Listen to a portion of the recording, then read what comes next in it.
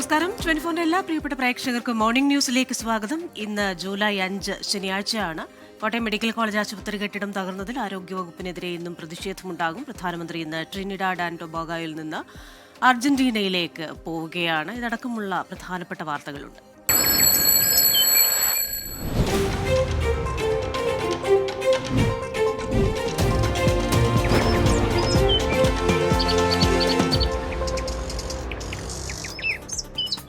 Morning ന്യൂസിൽ വിശദമായ റിപ്പോർട്ടുകളിലേക്ക്. Kottayam medical കോളേജിൽ കെട്ടിടം തകർന്നുണ്ടായ അപകടത്തിൽ ജില്ലാ കളക്ടർ ഒരാഴ്ചയ്ക്കകം റിപ്പോർട്ട് സമർപ്പിക്കും. ആശുപത്രി സൂപ്രണ്ട് ഉൾപ്പെടെയുള്ള ജീവനക്കാരിൽ നിന്ന് കളക്ടർ വിവരങ്ങൾ ശേഖരിച്ചു. ജുഡീഷ്യൽ അന്വേഷണം വേണം എന്നാണ് UDFന്റെ ആവശ്യം. ടോബി ജോൺസൺ വിവരങ്ങളുമായി കോട്ടയത്ത് നിന്ന് ചേരുന്നുണ്ട്. ടോബി, ഇതിൽ ജില്ലാ കളക്ടറുടെ അന്വേഷണം പോരാ, ഇതിൽ ജുഡീഷ്യൽ അന്വേഷണം വേണം എന്നുള്ള ആവശ്യമൊക്കെ മുന്നോട്ട് വയ്ക്കുന്നുണ്ട് കോൺഗ്രസ് അടക്കമുള്ള പാർട്ടികൾ. ജില്ലാ കളക്ടർ അന്വേഷണം തുടങ്ങിക്കഴിഞ്ഞിട്ടുണ്ട്. അതിൽ ഈ രക്ഷാപ്രവർത്തനം വൈകിയോ എന്നതടക്കമുള്ള കാര്യങ്ങൾ അന്വേഷണ പരിധിയിൽ വരുന്നുണ്ട്. ഏത് തരത്തിലുള്ള നടപടികളാണ് അന്വേഷണവുമായി ബന്ധപ്പെട്ട് ഏറ്റവും ഒടുവിലായി ഉണ്ടാവുന്നത്, ടോബി?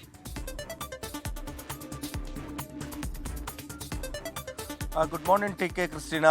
ഇന്നലെ തന്നെ ജില്ലാ കളക്ടർ സംഭവസ്ഥലം സന്ദർശിച്ച് വിശദമായിട്ടുള്ള ഒരു റിപ്പോർട്ട് തയ്യാറാക്കി തുടങ്ങിയിട്ടുണ്ട്. 7 ദിവസത്തിനുള്ളിൽ ഈ റിപ്പോർട്ട് പൂർത്തിയാക്കി സർക്കാരിന് കൈമാറും എന്നാണ് ജില്ലാ കളക്ടർ അറിയിച്ചിട്ടുള്ളത്. അതിൽ ഏറ്റവും പ്രധാനപ്പെട്ടത് എങ്ങനെ ഈ പൊട്ടിപ്പൊളിഞ്ഞ കെട്ടിടത്തിൽ ആളുകളെ പ്രവേശിപ്പിച്ചതെങ്ങനെ, ഈ ബാത്റൂം കോംപ്ലക്സ് ഉപയോഗിക്കുന്നതിന് വേണ്ടി തുറന്നു കൊടുത്തത് എങ്ങനെ എന്ന് 2 ചോദ്യങ്ങൾ പ്രധാനപ്പെട്ട ചോദ്യങ്ങളായിരുന്നു. സൂപ്രണ്ട് പറഞ്ഞത് പ്രകാരമാണെങ്കിൽ ഈ ബാത്റൂം കോംപ്ലക്സ് പൂട്ടിയിട്ടിരിക്കുകയായിരുന്നു എന്നുള്ളതാണ് വിവരം. എന്നാൽ കളക്ടറിന്റെ അന്വേഷണത്തിൽ ഇന്നലെ കളക്ടർക്ക് ബോധ്യപ്പെട്ടത്, അദ്ദേഹവുമായി നമ്മൾ സംസാരിച്ചിരുന്നു. അപ്പോൾ അദ്ദേഹം പറഞ്ഞത് ഈ രോഗികൾ ഓപ്പറേഷന് ശേഷം ഉള്ള രോഗികളാണ്. അവർക്ക് ദൂരെ സ്ഥലത്തേക്ക് മാറി ഈ ബാത്റൂം ഉപയോഗിക്കാൻ പോകാൻ സാധിക്കാത്തൊരു അവസ്ഥയുണ്ട്. അതുകൊണ്ട് തന്നെ രോഗികൾ ആവശ്യപ്പെട്ടത് പ്രകാരമാണ് ഈ ബാത്റൂം തുറന്നു നൽകിയതെന്നാണ്. അങ്ങനെയാണെങ്കിൽ അതൊരു ഗുരുതര വീഴ്ച തന്നെയാണ് എന്നുള്ള കാര്യത്തിൽ യാതൊരു സംശയവുമില്ല. മറ്റൊരു കാര്യം കൂടി പറയുന്നത്, PWDയുമായി ബന്ധപ്പെട്ടുള്ള റിപ്പോർട്ടുകൾ കളക്ടർക്ക് ലഭിക്കേണ്ടതുണ്ട്. അതായത് ഈ കെട്ടിടങ്ങളുടെയൊക്കെ അറ്റകുറ്റപ്പണികൾ കൃത്യമായിട്ട് നടത്തിയിരുന്നോ എന്നതടക്കമുള്ള കാര്യങ്ങൾ പരിശോധിക്കേണ്ടതുണ്ട്. അപ്പോൾ അതുകൂടി പരിശോധിച്ച ശേഷമാകും ഈ റിപ്പോർട്ട് നൽകുക എന്നുള്ളതാണ്. എന്തായാലും ഇത്രയും വലിയൊരു സംഭവമുണ്ടായ ഒരു പശ്ചാത്തലത്തിൽ ആരുടെയെങ്കിലും ഭാഗത്ത് നിന്ന് വീഴ്ച വന്നിട്ടുണ്ടോ, അതോ ഒരാളുടെ തലയിൽ കെട്ടിവെച്ച് കൈകഴുകുകയാണോ, അതോ അതിനപ്പുറത്തേക്ക് ഇതിന് ഉത്തരവാദി ആര് എന്നുള്ളത് കണ്ടെത്താൻ, അല്ലെങ്കിൽ അതിൽ ഈ റിപ്പോർട്ടിൽ ആ പരാമർശമുണ്ടാകുമോ എന്നതടക്കമുള്ള കാര്യങ്ങളാണ് ഏവരും ഉറ്റുനോക്കുന്നത്. പ്രതിപക്ഷം എന്തായാലും ശക്തമായി തന്നെ ഈ വിഷയം ഉയർത്തിക്കൊണ്ട് വരികയാണ്. ഇന്നലെ നമ്മൾ കണ്ടതാണ്, ശക്തമായിട്ടുള്ള പ്രതിഷേധ പരിപാടികൾ നടത്തുന്നത് കണ്ടതാണ്. ഇപ്പോൾ പ്രതിപക്ഷത്തിൻ്റെ ഭാഗത്തു നിന്നും, പ്രത്യേകിച്ചും UDFന്റെ ഭാഗത്തു നിന്നും അവരുന്നയിക്കുന്ന ഒരു പ്രധാനപ്പെട്ട ഒരു കാര്യമെന്ന് പറയുന്നത്, ജില്ലാ കളക്ടർ തന്നെ ഇത് അന്വേഷിച്ചാൽ ശരിയാകില്ല, അതിനപ്പുറത്തേക്ക് ഒരു ജുഡീഷ്യൽ അന്വേഷണം തന്നെ വേണമെന്നൊരു ആവശ്യമാണ് കോൺഗ്രസും UDFും എല്ലാം ഉന്നയിക്കുന്നത്. കാരണം ഈ HS hospital development society HDS എന്ന് പറയുന്ന ആ ഒരു ഇതിൻ്റെ ചെയർമാനായിട്ടിരിക്കുന്നത് ജില്ലാ കളക്ടർ തന്നെയാണ്. അങ്ങനെ വരുമ്പോൾ ജില്ലാ കളക്ടറുടെ അന്വേഷണം അത് കാര്യക്ഷമമായിരിക്കത്തില്ല, നിഷ്പക്ഷമായിട്ടുള്ളൊരു റിപ്പോർട്ടായിരിക്കില്ല ജില്ലാ കളക്ടർ നൽകുക എന്നുള്ളതാണ് UDFും പ്രതിപക്ഷ പാർട്ടികളുമെല്ലാം ഉന്നയിക്കുന്നത്. അതുകൊണ്ട് തന്നെ ഒരു ജുഡീഷ്യൽ അന്വേഷണത്തിലേക്ക് കാര്യങ്ങൾ പോകണമെന്നൊരു ആവശ്യമാണ് ഇന്നലെ KPCC പ്രസിഡന്റ് വന്നിട്ടും പറഞ്ഞത്. അതുകൊണ്ട് തന്നെ ഈ ഒരു വിഷയത്തിൽ ഇന്നും ചില പ്രതിഷേധങ്ങളൊക്കെ ഉയർന്നു വരുമെന്നുള്ള വിവരം കൂടി നമുക്ക് ലഭിക്കുന്നുണ്ട്. അത്തരത്തിലുള്ള പ്രതിഷേധങ്ങൾ ഉണ്ടാകാനുള്ള സാധ്യതയും തള്ളിക്കളയാനാകില്ല. T K Christina. ശരി, കോട്ടയത്ത് നിന്ന് വിവരങ്ങൾ നൽകുകയായിരുന്നു ടോബി ജോൺസൺ. ആരോഗ്യമന്ത്രി വീണ ജോർജിനെതിരെ സംസ്ഥാന വ്യാപകമായി ഇന്നും പ്രതിഷേധം തുടരും. എല്ലാ ജില്ലകളിലും യൂത്ത് കോൺഗ്രസ് ഇന്ന് പ്രതിഷേധം നടത്തും. തിരുവനന്തപുരത്ത് ആരോഗ്യമന്ത്രിയുടെ വസതിയിലേക്കാണ് മാർച്ച്. പത്തനംതിട്ടയിൽ ആരോഗ്യമന്ത്രി വീണ ജോർജിന്റെ വീട്ടിലേക്കും MLA ഓഫീസിലേക്കും പ്രതിഷേധത്തിന് സാധ്യതയുണ്ട്. പ്രതിഷേധം മുന്നിൽ കണ്ട് മന്ത്രിയുടെ ഓഫീസിനും വീടിനും കനത്ത സുരക്ഷയാണ് ഏർപ്പെടുത്തിയിരിക്കുന്നത്. തിരുവനന്തപുരത്ത് നിന്ന് MG പ്രതീക്ഷാണ് വിശദാംശങ്ങളുമായി ചേരുന്നത്. പ്രതീക്ഷ, ഗുഡ് മോർണിംഗ്. കഴിഞ്ഞ ദിവസം വ്യാപകമായ പ്രതിഷേധങ്ങൾ നടന്നിരുന്നു. ആരോഗ്യമന്ത്രിക്ക് കനത്ത സുരക്ഷയും ഏർപ്പെടുത്തിയിരുന്നു. ഇന്നത്തെ ദിവസം ഏത് തരത്തിലാണ് ഈ സംഘടനകൾ പ്രതിഷേധം സംഘടിപ്പിക്കുന്നത്? ഏത് തരത്തിലാണ് സുരക്ഷ ക്രമീകരിച്ചിരിക്കുന്നത്? ക്രിസ്റ്റീന, ആരോഗ്യവകുപ്പിനെതിരെ തുടർച്ചയായി ഉയരുന്ന പരാതികളിൽ ആരോഗ്യമന്ത്രിയുടെ രാജി ആവശ്യപ്പെട്ട സംസ്ഥാന വ്യാപകമായ പ്രതിഷേധം ഇന്നും തുടരുമെന്നതാണ് ഏറ്റവും പ്രധാനപ്പെട്ട കാര്യം. ഈ കോട്ടയം മെഡിക്കൽ കോളേജിലുണ്ടായ അനാസയിൽ ആരോഗ്യമന്ത്രിയുടെ ഭാഗത്ത് നിന്ന് ഗുരുതരമായ വീഴ്ച ഉണ്ടായിട്ടുണ്ട്. ഇതുൾപ്പെടെ ചൂണ്ടിക്കാണിച്ചുകൊണ്ടാണ് കഴിഞ്ഞ ദിവസം ആരോഗ്യമന്ത്രിക്കെതിരെ വലിയ പ്രതിഷേധം സംസ്ഥാന വ്യാപകമായി ഉണ്ടായത്. അത് തുടരും. മന്ത്രിയുടെ രാജി വയ്ക്കും വരെ പ്രതിഷേധം തുടരാനാണ് പ്രതിപക്ഷ സംഘടനകളുടെ തീരുമാനം. ഇന്ന് മന്ത്രിയുടെ ഔദ്യോഗിക വസതിയിലേക്ക് യൂത്ത് കോൺഗ്രസിന്റെ മാർച്ചുണ്ട്. തിരുവനന്തപുരം ജില്ലയ്ക്ക് പുറമെ സംസ്ഥാന വ്യാപകമായി വിവിധ ജില്ലകളിലും യൂത്ത് കോൺഗ്രസ് പ്രതിഷേധ മാർച്ച് സംഘടിപ്പിക്കുന്നുണ്ട്. ഈ മന്ത്രിയുടെ ഔദ്യോഗിക വസതിക്ക് ഇതിനോടകം തന്നെ വലിയ പോലീസ് സുരക്ഷ ഏർപ്പെടുത്തിയിട്ടുണ്ട്. ഇന്നലെ നടത്തിയ മാർച്ചിൽ ഒന്നിലധികം പ്രതിപക്ഷ സംഘടനകൾ ഇന്നലെ മന്ത്രിയുടെ ഔദ്യോഗിക വസതിയിലേക്കും മന്ത്രിയുടെ ഓഫീസിലേക്കും സെക്രട്ടേറിയറ്റിലേക്കും പ്രതിഷേധ മാർച്ച് നടത്തിയിരുന്നു. വലിയ സംഘർഷത്തിൽ പോവുകയും ചെയ്തിരുന്നു. ഇത് മുന്നിൽ കണ്ടാണ് ഈ കൂടുതൽ സുരക്ഷ ഉൾപ്പെടെ മന്ത്രിയുടെ വീടിനും ഒപ്പം മന്ത്രിയുടെ ഓഫീസ് പരിസരത്തും ഏർപ്പെടുത്തിയിരിക്കുന്നത്. പ്രധാനമായും വലിയ വിമർശനങ്ങൾ മന്ത്രിക്കെതിരെ ഇവർ ഉന്നയിക്കുന്നുണ്ട്. കാരണം ഈ നേരത്തെ ഡോക്ടർ ഹാരിസ് ഹസന്റെ തുറന്നു പറച്ചിലുമായി ബന്ധപ്പെട്ട ആരോഗ്യവകുപ്പ് പ്രതിക്കൂട്ടിലാകുന്ന സാഹചര്യമുണ്ടായിരുന്നു. ഇതിന് തുടർച്ചയായാണ് കോട്ടയത്തും ഒരു അനാസ്ഥയെ തുടർന്ന് ഒരു ജീവൻ നഷ്ടമാകുന്ന സാഹചര്യമുണ്ടായത്. ഈ ഘട്ടത്തിലാണ് ആരോഗ്യമന്ത്രി രാജിവെക്കണമെന്ന ആവശ്യം പ്രതിപക്ഷം ഉന്നയിച്ചിട്ടുള്ളത്. ഇക്കാര്യം ആവശ്യപ്പെട്ടുള്ള പ്രതിഷേധമാണ് സംസ്ഥാന വ്യാപകമായി നടത്താൻ പ്രതിപക്ഷ സംഘടനകൾ തീരുമാനിച്ചിരിക്കുന്നത്. ഈ പ്രതിപക്ഷം വലിയ പ്രതിഷേധം ആരോഗ്യ വകുപ്പിനെതിരെ അഴിച്ചുവിടുമ്പോഴും പക്ഷേ ഈ CPM ആരോഗ്യമന്ത്രിയെ സംരക്ഷിക്കുകയാണ്. ഇന്നലെ CPM സംസ്ഥാന സെക്രട്ടറി ആരോഗ്യമന്ത്രി രാജിവെക്കേണ്ടതില്ല എന്ന് വ്യക്തമാക്കിയിട്ടുണ്ട്. ഒപ്പം വിവിധ വകുപ്പ് മന്ത്രിമാരും ആരോഗ്യമന്ത്രിയെ സംരക്ഷിച്ചുകൊണ്ട് പരസ്യമായും സാമൂഹിക മാധ്യമ പോസ്റ്റ് വഴിയും രംഗത്ത് വന്നിട്ടുണ്ട്. പക്ഷേ അപ്പോഴും ആരോഗ്യമന്ത്രിയുടെ രാജിയിൽ കുറഞ്ഞ് ഒന്നുമില്ല എന്ന നിലപാടാണ് പ്രതിപക്ഷത്തിനുള്ളത്. ആ പ്രതിഷേധമാണ് ഇന്നും തുടരുക. ശരി, MG പ്രദേശാണ് തിരുവനന്തപുരത്ത് നിന്ന് വിവരങ്ങൾ നൽകിയത്. ഇപ്പോൾ നടക്കുന്ന പ്രതിഷേധങ്ങൾ രാഷ്ട്രീയ നേട്ടത്തിന് വേണ്ടിയാണ് എന്ന വിമർശനം CPIM-ഉം സർക്കാരും ഒക്കെ ഉയർത്തുന്നുണ്ട്. ഇന്നലെ കണ്ടതിന് സമാനമായ രീതിയിലുള്ള വലിയ പ്രതിഷേധങ്ങൾക്കാണ് സാധ്യത. സംസ്ഥാനത്തെ ആശുപത്രി കെട്ടിടങ്ങളുടെ സുരക്ഷിതാവസ്ഥ സംബന്ധിച്ച് സ്ഥാപന മേധാവികൾ ആരോഗ്യവകുപ്പ് ഡയറക്ടർക്ക് ഇന്ന് റിപ്പോർട്ട് കൈമാറും. ബലക്ഷയമുള്ള മുഴുവൻ കെട്ടിടങ്ങളുടെയും റിപ്പോർട്ട് കൈമാറാനാണ് നിർദ്ദേശം. സുരക്ഷിതമല്ലാത്ത കെട്ടിടങ്ങളിൽ രോഗികളോ കൂട്ടിരിപ്പുകാരോ ഇല്ലെന്ന് ഉറപ്പാക്കണമെന്ന് DHS ഇന്നലെ സ്ഥാപന മേധാവികൾക്ക് നിർദ്ദേശം നൽകിയിരുന്നു. കോട്ടയം മെഡിക്കൽ കോളേജ് അപകടത്തിന്റെ പശ്ചാത്തലത്തിൽ വിളിച്ചു ചേർത്ത യോഗത്തിലാണ് നിർദ്ദേശം നൽകിയത്. റിപ്പോർട്ട് കിട്ടിയതിനു ശേഷം അടിയന്തര നടപടികൾ ഉണ്ടാകുമെന്ന് ആരോഗ്യവകുപ്പ് അറിയിച്ചിട്ടുണ്ട്. കെട്ടിടങ്ങളുടെ ബലക്ഷയം, ചോർച്ച അടക്കമുള്ള കാര്യങ്ങൾ കണ്ടെത്തി റിപ്പോർട്ട് നൽകണമെന്നാണ് നിർദ്ദേശം. ഇത്തരത്തിലുള്ള എന്തെങ്കിലും പ്രശ്നമുണ്ടെങ്കിൽ പൊതുമരാമത്ത് വകുപ്പുമായി ബന്ധപ്പെട്ട് പരിഹരിക്കാനുള്ള നിർദ്ദേശവും ഉദ്യോഗസ്ഥർക്ക് നൽകിയിട്ടുണ്ട്.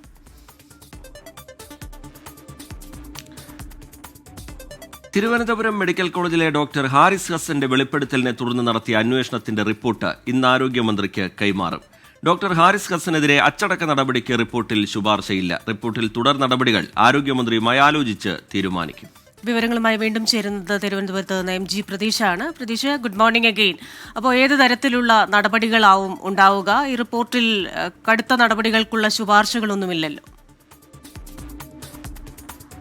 ക്രിസ്റ്റീന, ഈ ആരോഗ്യ മെഡിക്കൽ വിദ്യാഭ്യാസ ഡയറക്ടർ ഇന്നലെയാണ് ആരോഗ്യ വകുപ്പിന് റിപ്പോർട്ട് കൈമാറിയത്. ആരോഗ്യ വകുപ്പ് അഡീഷണൽ ചീഫ് സെക്രട്ടറിക്ക് നേരിട്ട് ഓഫീസിലെത്തിയാണ് ഈ DME റിപ്പോർട്ട് കൈമാറിയിട്ടുള്ളത്. പ്രധാനമായും ആശുപത്രികളിൽ വരുത്തേണ്ട മാറ്റം ശുപാർശ ചെയ്യുന്ന റിപ്പോർട്ടാണ് 4-അംഗ വിദഗ്ധ സമിതി കൈമാറിയിട്ടുള്ളത്.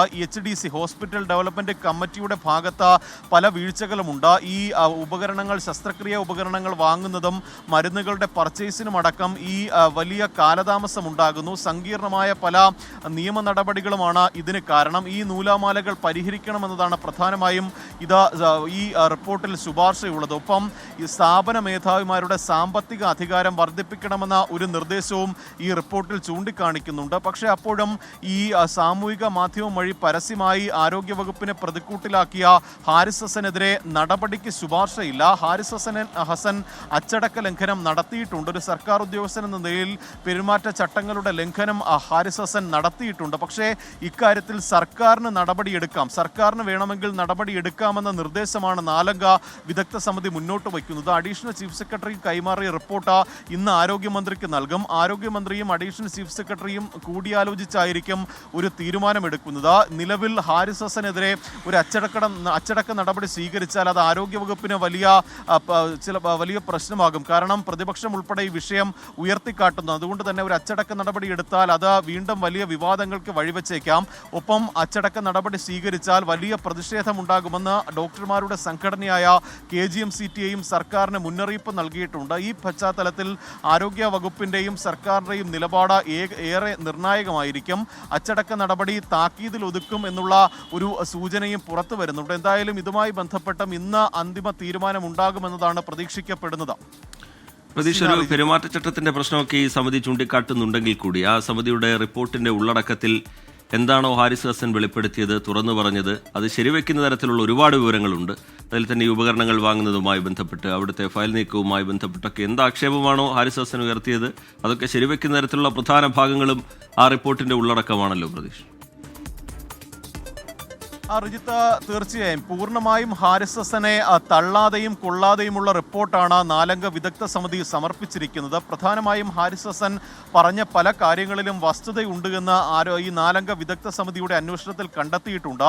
ഒപ്പം ഈ മെഡിക്കൽ കോളേജിലെ മറ്റ് വകുപ്പ് മേധാവിമാരും സമാനമായ പരാതികൾ, ഉപകരണങ്ങളുടെ ക്ഷാമം, ശസ്ത്രക്രിയാ ഉപകരണങ്ങൾ വാങ്ങുന്നതിലെ കാലതാമസം ഉൾപ്പെടെ 4 വിദഗ്ധ സമിതിക്ക് മുന്നിൽ വച്ചിട്ടുണ്ട്. അതുകൊണ്ടാണ് അത്തരത്തിലൊരു പരിഷ്കരണം പ്രധാന മെഡിക്കൽ കോളേജുകളിൽ ഉണ്ടാകണമെന്ന് 4 വിദഗ്ധ സമിതി ശുപാർശ ചെയ്തിട്ടുള്ളത്. പരമാവധി വേഗത്തിൽ ഈ ശസ്ത്രക്രിയാ ഉപകരണങ്ങൾ, ഒപ്പം ഈ മരുന്നുകളുടെ ലഭ്യത ഉറപ്പാക്കാനുള്ള ക്രമീകരണങ്ങൾ ആശുപത്രിയിൽ വേണമെന്നതാണ് പ്രധാനമായും ഈ റിപ്പോർട്ടിൽ ചൂണ്ടിക്കാണിക്കുന്ന കാര്യം. പലപ്പോഴും ഈ സ്ഥാപന മേധാവികൾ ഇതുമായി ബന്ധപ്പെട്ട മുകളിൽ അപേക്ഷ നൽകുമ്പോഴും അത് പരിഗണിക്കാൻ ഉദ്യോഗസ്ഥ തലത്തിൽ വീഴ്ചയുണ്ടാകുന്നുണ്ട്. ഹോസ്പിറ്റൽ ഡെവലപ്മെന്റ് കമ്മിറ്റിയിലെ ഉദ്യോഗസ്ഥരുടെ ഭാഗത്ത് നിന്ന് ഫയൽ നീക്കത്തിൽ ഉൾപ്പെടെ കാലതാമസം ഉണ്ടാകുന്ന സാഹചര്യമുണ്ട്. ഇതുൾപ്പെടെ പരിഹരിച്ചുകൊണ്ട് കാലോചിതമായ ഒരു മാറ്റം മെഡിക്കൽ കോളേജുകളിൽ ഉണ്ടാകണമെന്നതാണ് 4 വിദഗ്ധ സമിതി ശുപാർശ ചെയ്തിരിക്കുന്നത്. ഇതുൾപ്പെടെ പരിഗണിക്കുമെന്നതാണ് പ്രധാനമായും നമുക്ക് മനസ്സിലാക്കാൻ കഴിയുന്നത്.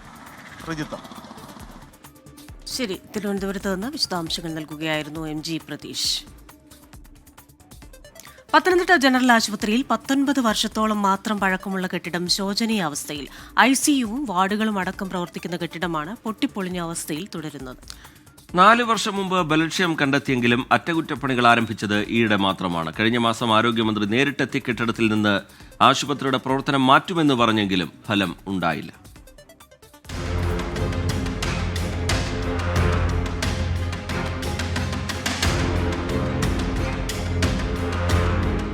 ജനറൽ ആശുപത്രി വളപ്പിലെ B&C കെട്ടിടത്തിനാണ് ബലക്ഷയം. കോൺക്രീറ്റ് തൂണുകളിൽ ദ്രവിച്ച കമ്പികൾ പുറത്തു കാണാം. അപകടാവസ്ഥയിലുള്ള ഈ 4 നില കെട്ടിടത്തിലാണ് ഗൈനക്കോളജി, കുട്ടികളുടെ വാർഡ്, ICU, ഓപ്പറേഷൻ തിയേറ്റർ എന്നിവ ഇപ്പോഴും പ്രവർത്തിക്കുന്നത്. കഴിഞ്ഞ വർഷം ജൂലൈയിൽ കാർഡിയോളജി വിഭാഗം പ്രവർത്തിക്കുന്ന B&C ബ്ലോക്കിൽ മേൽക്കൂര അടർന്നു വീണിരുന്നു. അന്ന് ഗർഭിണിയും ഭർത്താവും അത്ഭുതകരമായാണ് രക്ഷപ്പെട്ടത്. പിന്നാലെ ഈ ഭാഗത്തേക്കുള്ള വഴി അടച്ചു. എന്നാൽ ശുചിമുറികൾ ഇവിടെയായതിനാൽ അങ്ങോട്ട് പോകാതിരിക്കാനും കഴിയില്ല. പത്തനംതിട്ട ഇപ്പോൾ B&C ബ്ലോക്കിൽ 100 കണക്കിന് രോഗികളെ ചികിത്സിപ്പിക്കുന്നുണ്ട്. അവരുടെ കൂട്ടിരിപ്പുകാരുണ്ട്. അങ്ങനെ 200-300-ൽ പരം ആൾക്കാർ ഒരേ സമയം ആ ബ്ലോക്കിലുണ്ട്. അവിടെ എന്തെങ്കിലും ആ കെട്ടിടത്തിന് പറ്റുകയാണെങ്കിൽ കേരളത്തിൻ്റെ ആരോഗ്യ മേഖല കണ്ടതിൽ വെച്ച് ഏറ്റവും വലിയ ദുരന്തത്തിനാണ് പത്തനംതിട്ട ജനറൽ ആശുപത്രി സാക്ഷ്യം വഹിക്കാൻ പോകുന്നത്. കെട്ടിടം അപകടാവസ്ഥയിലാണെന്ന് കണ്ടെത്തിയതിന് പിന്നാലെ പുതിയ ബ്ലോക്കിന്റെ നിർമ്മാണം സമീപത്ത് ആരംഭിച്ചിരുന്നു.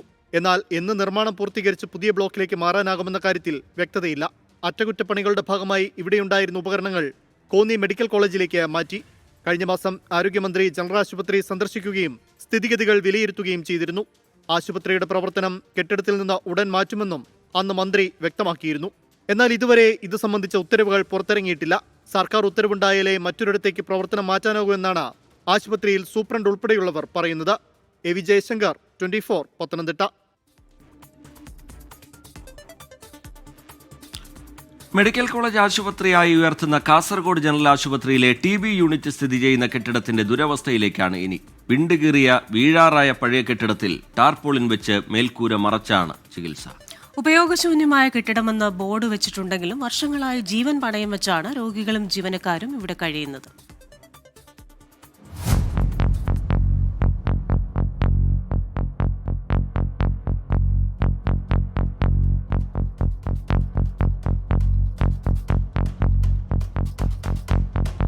ആരോഗ്യ കേരളത്തെ താങ്ങി നിർത്തുന്ന ചുമരുകളാണിത്. പലയിടത്തും വിണ്ടുകീറിയിട്ടുണ്ട്.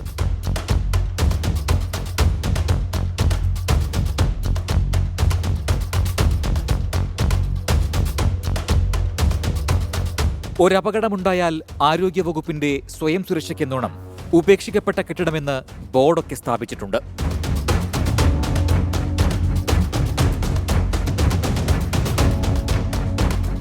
ഇത്രയൊക്കെയാണെങ്കിലും ജനറൽ ആശുപത്രിയിലെ TB യൂണിറ്റ് ഈ കെട്ടിടത്തിലാണ്. നേരത്തെ യൂണിറ്റ് പ്രവർത്തിച്ചിരുന്ന കെട്ടിടം പൊളിച്ചു. പുതിയ കെട്ടിടത്തിന്റെ പണി പൂർത്തിയായിട്ടുമില്ല. ഇതോടെയാണ് അപകടാവസ്ഥയിലുള്ള കെട്ടിടത്തിൽ താൽക്കാലികമായി TB യൂണിറ്റ് പ്രവർത്തനം ആരംഭിച്ചത്. താൽക്കാലികം എന്ന് പറഞ്ഞാരംഭിച്ച പ്രവർത്തനം ഇപ്പോൾ എത്ര വർഷം പിന്നിട്ടു എന്നതിന് കണക്കില്ല.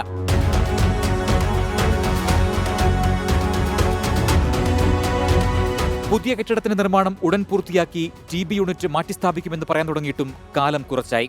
ഫിസിക്കൽ റീഹാബിലിറ്റേഷൻ സെന്ററിലേക്കും ഡ്രഗ് സ്റ്റോറിലേക്കും പോകുന്നവരും ഇതിനിടയിലൂടെ ജീവൻ പണയം വെച്ചു വേണം യാത്ര ചെയ്യാൻ. ജനറൽ ആശുപത്രിയിലെ TB യൂണിറ്റിന്റെ പ്രവർത്തനം താൽക്കാലികമായാണ് ഈ ബിൽഡിംഗിലേക്ക് മാറ്റിയതെന്ന് അധികൃതർ പറയുന്നു.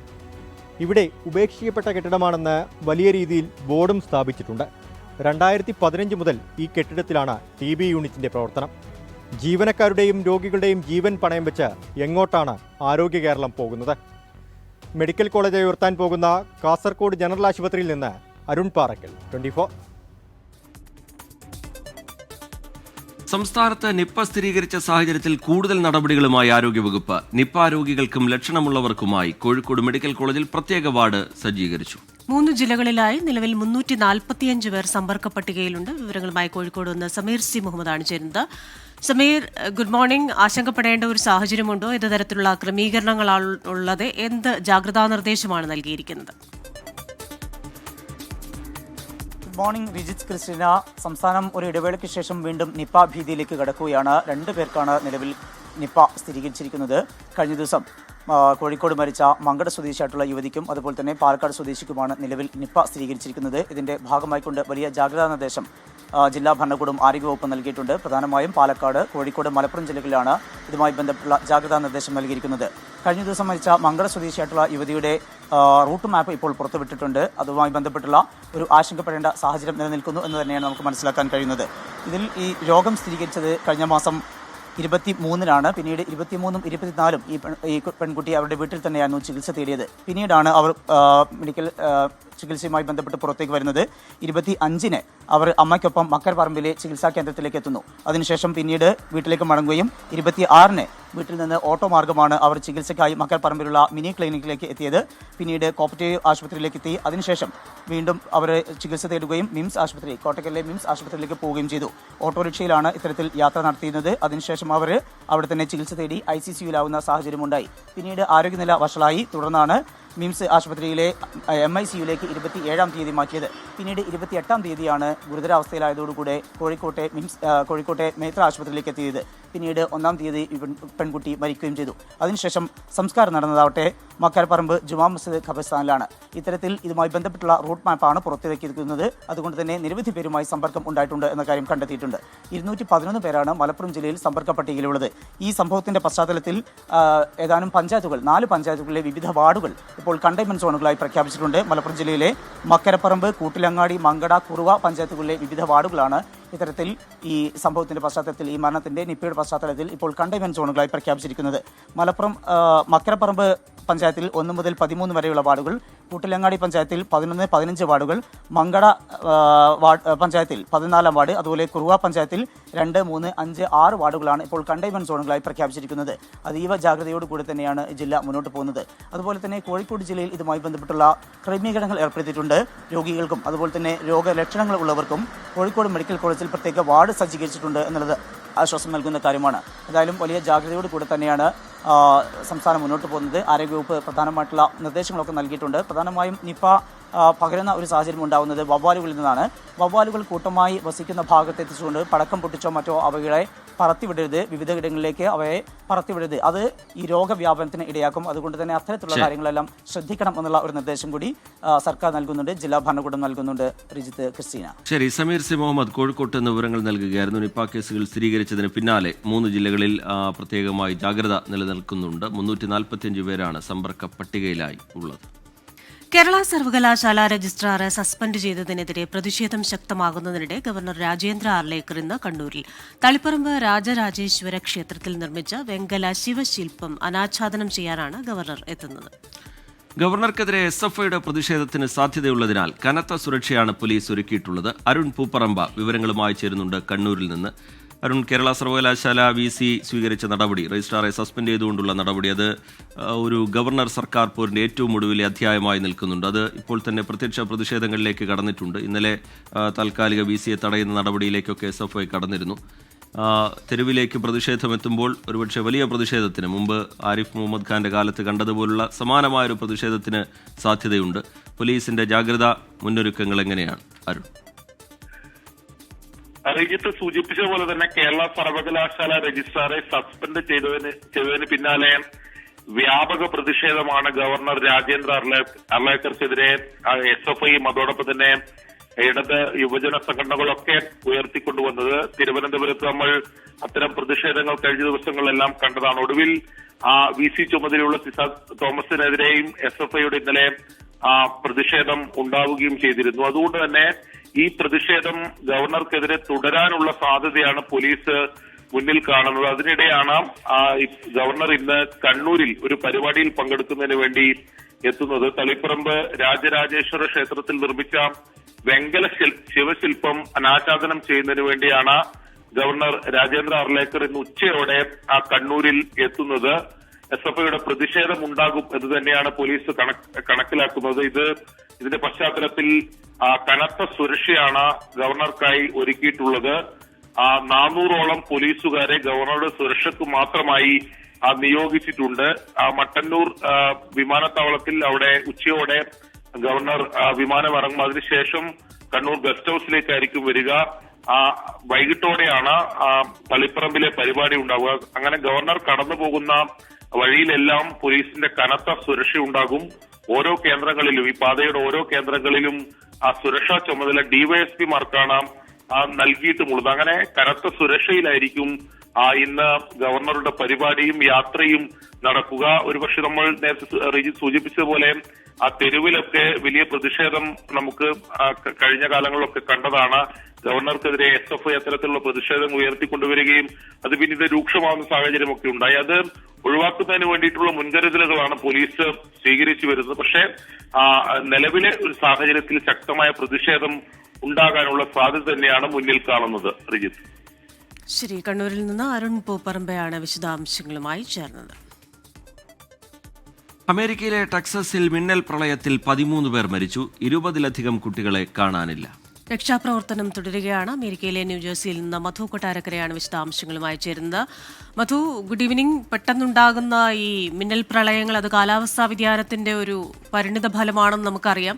അവിടെ ഗവർണറും മറ്റ് അധികൃതരും എല്ലാം ചേർന്ന് ആദ്യം ജീവൻ രക്ഷിക്കുക, അതിനുശേഷം മറ്റ് സെർച്ച് ആൻഡ് റെസ്ക്യൂ ഓപ്പറേഷൻസ് തുടരുക എന്ന ഒരു രീതിയിലേക്കാണോ പോകുന്നത്? Good morning Christina. റീജിത്ത്, ഇന്ന് അമേരിക്കയുടെ സ്വാതന്ത്ര്യദിനമാണ്, ജൂലൈ 4. പക്ഷേ നമുക്ക് സങ്കടകരമായ ഒരു വാർത്തയാണ് ഈ ടെക്സസിൽ നിന്ന് വരുന്നത്. ടെക്സസിന്റെ ഏതാണ്ട് മധ്യഭാഗത്ത് ഹണ്ട് അതുപോലെ കൗണ്ടിയിലാണ് ഈ ദുരന്തം ഉണ്ടായിരിക്കുന്നത്. ഏതാണ്ട് 13 പേരോളമാണ് ഈ കൊടുങ്കാറ്റിലും മഴയിലും തുടർന്നുണ്ടായ വെള്ളപ്പൊക്കത്തിലും അവർക്ക് ജീവൻ നഷ്ടപ്പെട്ടത്. ഇതിൽ 10ഓളം പേരെ തിരിച്ചറിഞ്ഞിട്ടുണ്ട്. പലരുടെയും മൃതദേഹങ്ങൾ ഒഴുകിപ്പോയ കാറുകളിൽ നിന്നാണ് ലഭിച്ചിരിക്കുന്നത്. ഇതിൽ ഏറ്റവും സങ്കടം 20 പെൺകുട്ടികൾക്കായിട്ടുള്ള തെരച്ചിലുകൾ ഇപ്പോഴും തുടരുകയാണ്. ഓൾ ഗേൾസ് ക്രിസ്ത്യൻ സമ്മർ ക്യാമ്പിൽ പങ്കെടുത്തതായിരുന്നു ഈ പെൺകുട്ടികൾ. പകൽ ദിവസം സമയത്ത് ഏതാണ്ട് 750ഓളം കുട്ടികൾ ഈ ക്യാമ്പിൽ ഉണ്ടായതായിട്ട് പറയപ്പെടുന്നു. ഇപ്പോൾ ഏതാണ്ട് 18 ഹെലികോപ്റ്ററും അതുപോലെ 500-ലധികം സേനാംഗങ്ങളും തെരച്ചിൽ വളരെ ശക്തമായ രീതിയിൽ തന്നെ തുടരുകയാണ്. നേരത്തെ കൃഷ്ണ പറഞ്ഞ പോലെ കാലാവസ്ഥാ വ്യതിയാനം തന്നെയായിരിക്കും. കാര്യം 24 മണിക്കൂറിനുള്ളിൽ ഏതാണ്ട് 10 ഇഞ്ചോളം മഴയാണ് ഈ പ്രദേശത്ത് ലഭിച്ചത്. ഗവർണർ ഡാൻ പാട്രിക് വൈറ്റ് ഹൗസുമായി ബന്ധപ്പെട്ട് US പ്രസിഡന്റ് ഡൊണാൾഡ് ട്രംപുമായിട്ട് വിവരങ്ങൾ ധരിപ്പിച്ചിട്ടുണ്ട്. അവിടെ നിന്നുള്ള സഹായങ്ങൾ തേടുകയും ചെയ്യുന്നുണ്ട്. ഗസയിൽ വെടിനിർത്തലിനോട് അനുകൂലമായി പ്രതികരിച്ച ഹമാസ് അടിയന്തര ചർച്ചകൾക്ക് തയ്യാറെന്ന് മധ്യസ്ഥ ചർച്ചകളിൽ പങ്കാളികളായ ഖത്തറിനെയും ഈജിപ്തിനെയും അറിയിച്ചു. 50 ഇസ്രയേലി ബന്ദികളിൽ 10 പേരെയും 18 ബന്ദികളുടെ മൃതദേഹവും കൈമാറും. മധു കൊട്ടാരക്കര ന്യൂജേഴ്സിയിൽ നിന്ന് വിവരങ്ങളുമായി ചേരുന്നുണ്ട്. മധു, ഒരു പൂർണ്ണമായൊരു സമാധാനത്തിലേക്ക് കാര്യങ്ങൾ പോകുമോ എന്ന പ്രതീക്ഷയാണ് ഈ സമാധാന ചർച്ചകളിൽ രൂപപ്പെടുന്നത്. പക്ഷേ എത്രത്തോളം ഫലവത്തായി വരും എന്നുള്ളതൊരു സംശയകരമായി ഇപ്പോഴും നിലനിൽക്കുന്നുണ്ട്. എന്താണ് ഈ ചർച്ചകളുടെ കാര്യത്തിൽ ഏറ്റവും ഒടുവിലായി സംഭവിക്കുന്നത് മധു? റീജിത്ത്, ക്രിസ്റ്റീന, അമേരിക്കയുടെ മധ്യസ്ഥതയിൽ ഗസയിൽ വെടിനിർത്തൽ എന്ന ലക്ഷ്യത്തോട് കൊണ്ടുവന്നിരിക്കുന്ന കരാറിനോട് ഇപ്പോൾ വളരെ പോസിറ്റീവ് മനോഭാവത്തോടെയാണ് ഹമാസ് പ്രതികരിച്ചിരിക്കുന്നത്. ഈ ബന്ദികളെ മോചിപ്പിക്കുന്നതും അതുപോലെ ഈ സംഘർഷം അവസാനിപ്പിക്കുന്നതിനുമുള്ള ചർച്ചകളും ഒക്കെ ഉൾപ്പെടുന്ന ഈ കരാർ നടപ്പാക്കുന്നതിനെ കുറിച്ചുള്ള തുടർ ചർച്ചകളിലൊക്കെ ഏർപ്പെടാൻ തയ്യാറാണെന്നാണ് ഹമാസ് നേതൃത്വം ഇപ്പോൾ അറിയിച്ചിരിക്കുന്നത്. ഗസയിലെ ജനങ്ങൾക്കെതിരായുള്ള ആക്രമണം തടയുന്നതിന് വേണ്ടി മധ്യസ്ഥരുടെ ഏറ്റവും പുതിയ നിർദ്ദേശത്തെക്കുറിച്ച് ഈ ഹമാസ് പ്രസ്ഥാനം പറയുന്നത് അവരതിൻ്റെ ആഭ്യന്തര കൂടിയാലോചനകൾ നടത്തി. അതുപോലെ പാലസ്തീനിലുള്ള അവരുടെ മറ്റു വിഭാഗങ്ങളുമായിട്ടും സേനകളുമായിട്ടും ഒക്കെ ചർച്ചകൾ പൂർത്തിയാക്കിയതായിട്ടും അവർ ഔദ്യോഗികമായിട്ട് അറിയിച്ചിട്ടുണ്ട്. തന്നെയുമല്ല, അമേരിക്കയ്ക്ക് വേണ്ടി ഇതിന് മധ്യസ്ഥത വഹിച്ചത് ഈജിപ്തും ഖത്തറും, ഈ രണ്ട് രാജ്യങ്ങളാണ്. അവരോടുള്ള നന്ദി അവർ പറഞ്ഞിട്ടുണ്ട്. ഗസയിൽ ഇപ്പോൾ അവശേഷിക്കുന്നത് ഏതാണ്ട് 50 ബന്ദികളാണെന്നാണ് പറയപ്പെടുന്നത്. അതിൽ പലരും ജീവൻ നഷ്ടപ്പെട്ടതാണ്. അതിൽ 10 പേരെയും അതുപോലെ 18 ബന്ദികളുടെ മൃതദേഹങ്ങളും പാലസ്തീൻ തടവുകാരെ മോചിപ്പിക്കുകയാണെങ്കിൽ അതിന് പകരമായിട്ട് നൽകാമെന്നൊരു ധാരണയായിട്ടുണ്ട്. അതുപോലെ ബന്ദികളുടെ ഈ മോചനത്തിന് ശേഷം ഇസ്രയേലിലെ വടക്കൻ ഗസയിൽ നിന്ന് വടക്കൻ ഗസയിൽ നിന്ന് അവരുടെ സേനയെ പിന്മാറ്റണം എന്നുള്ള ഒരു നിർദ്ദേശം വന്നിട്ടുണ്ട്. അതും അംഗീകരിച്ചതായിട്ടാണ് ധാരണ. പക്ഷേ ബെഞ്ചമിൻ നെതന്യാഹു ഇതിനോട് ഇതുവരെയും പ്രതികരിച്ചിട്ടുമില്ല. ഇസ്രയേലും ഹമാസും തമ്മിൽ ഏകദേശം ഈ 21 മാസമായിട്ട് തുടരുന്ന യുദ്ധത്തിൽ 60 ദിവസത്തെ വെടിനിർത്തലിനുള്ള ഒരു ഫൈനൽ പ്രപ്പോസൽ എന്നുള്ള നിലയ്ക്കാണ് US പ്രസിഡന്റ് ഡൊണാൾഡ് ട്രംപ് ഈ വെടിനിർത്തൽ കരാർ മുന്നോട്ട് കൊണ്ടുവന്നത്. ഈജിപ്ത്, ഖത്തറിന്റെ സഹായം ട്രംപ് തേടുകയും ചെയ്തു. തന്നെയുമല്ല, തിങ്കളാഴ്ച ബെഞ്ചമിൻ നെതന്യാഹു വൈറ്റ് ഹൗസിൽ ഡൊണാൾഡ് ട്രംപുമായിട്ട് സുപ്രധാനമായ കൂടിക്കാഴ്ചയ്ക്ക് വരുന്നുണ്ട്. ഒരുപക്ഷെ അവിടെ വെച്ച് ഒരു പ്രഖ്യാപനം ഇത് സംബന്ധിച്ചുണ്ടാകുമെന്ന് പ്രതീക്ഷിക്കാം. റീജിത്ത്, ക്രിസ്റ്റീന. മധു, ഈ 60 ദിവസത്തെ വെടിനിർത്തൽ എന്ന് പറയുന്നത് വളരെ ആശ്വാസകരമാണ്. എന്നിരുന്നാലും ആ മേഖലയിൽ പൂർണ്ണമായ ഒരു സമാധാനം, ശാശ്വതമായ ഒരു സമാധാനത്തിന്റെ ആവശ്യമുണ്ട്. കഴിഞ്ഞ ദിവസങ്ങളിൽ ഈ ട്രംപ് ട്രൂത്ത് സോഷ്യലിലൂടെ ഇക്കാര്യം വ്യക്തമാക്കുമ്പോൾ ഹമാസ് പോലൊരു സംഘടനയെ ഇത്തരത്തിലൊരു തീരുമാനത്തിലേക്ക് കൊണ്ടുവരാനാകുമോ എന്ന് സംശയിച്ചവരുണ്ട്. പക്ഷേ ഹമാസ് ഇത് അംഗീകരിച്ചിരിക്കുന്നു എന്ന് മനസ്സിലാക്കുമ്പോൾ മേഖലയിൽ ഒരു ശാശ്വത സമാധാനത്തിന് വേണ്ടി ഇനിയിപ്പോൾ ബെഞ്ചമിൻ നെതന്യാഹുവുമായുള്ള കൂടിക്കാഴ്ചയിൽ ഉൾപ്പെടെ എന്ത് നീക്കമായിരിക്കും ഡൊണാൾഡ് ട്രംപ് നടത്തുക? ക്രിസ്റ്റീന, ഡൊണാൾഡ് ട്രംപ് ഇതിൽ മധ്യസ്ഥതയ്ക്കായി ഉപയോഗിച്ചത് ഖത്തറിനെയും ഈജിപ്തിനെയുമാണ്. അപ്പോൾ ഹമാസ് ുമായിട്ട് വളരെ നല്ല രീതിയിലുള്ള ബന്ധം നയതന്ത്ര തലത്തിലും അല്ലാതെയും ഒക്കെ ഉള്ള ഒരു ബന്ധമുള്ള രണ്ട് രാജ്യങ്ങളാണ്. അപ്പോൾ അതുകൊണ്ട് തന്നെ ഹമാസിന് തീർച്ചയായിട്ടും ഖത്തറിനെയും അതുപോലെ ഈജിപ്തിനെയും വിശ്വാസത്തിൽ എടുത്തുകൊണ്ടായിരിക്കാം ഒരുപക്ഷെ ഈ 60 ദിവസത്തേക്ക് വേണ്ടിയുള്ള ചില താൽക്കാലിക നിബന്ധനകൾ അംഗീകരിച്ചുകൊണ്ട് തുടർ ചർച്ചകൾക്കായിട്ട് നോക്കുന്നത്. പക്ഷേ ഇസ്രായേൽ സേന പൂർണ്ണമായിട്ടും ഗസ വിട്ട് ഒഴിയണമെന്നുള്ളതാണ് ഹമാസിന്റെ നിർബന്ധം. പക്ഷേ ഹമാസിനെ നിരായുധീകരിക്കണമെന്നാണ് നെതന്യാഹു ആവർത്തിച്ച് പറഞ്ഞുകൊണ്ടിരിക്കുന്നത്. ഇതിന്റെ രണ്ടിന്റെ ഇടയിൽ കൂടെ ഈ ഗസയിൽ സമാധാനം കൊണ്ടുവരിക എന്ന് പറയുന്നത് വളരെ ശ്രമകരമായ ഒരു ദൗത്യമാണെന്ന് ഡൊണാൾഡ് ട്രംപിന് അറിയാം. നമുക്ക് കാത്തിരിക്കുക മാത്രമേ മാർഗമുള്ളൂ. ഈ 60 ദിവസത്തെ വെടിനിർത്തൽ തന്നെ ഈ രണ്ടു കൂട്ടരും അതിനെ റെസ്പെക്ട് ചെയ്ത് മുന്നോട്ട് പോകുകയാണെങ്കിൽ തന്നെ അതൊരു വലിയ കാര്യമായിരിക്കും. ക്രിസ്റ്റീന, ബോംബ് ഭീഷണി സന്ദേശത്തെ തുടർന്ന് ഉത്തർപ്രദേശിലെ ഝാൻസി റെയിൽവേ സ്റ്റേഷനിൽ പരിശോധന നടത്തി. ബോംബ് സ്ക്വാഡും പോലീസും ഛത്തീസ്ഗഡ് സമ്പർക്ക് ക്രാന്തി എക്സ്പ്രസ് ട്രെയിനിലും പരിശോധന നടത്തി. ഭീഷണി സന്ദേശം വ്യാജമെന്ന് പോലീസ് അറിയിച്ചു. വിനീത BG വിവരങ്ങളുമായി ചേരുന്നുണ്ട് ഡൽഹിയിൽ നിന്ന്. വിനീത, വിവരങ്ങൾ എന്താണ് വിനീത?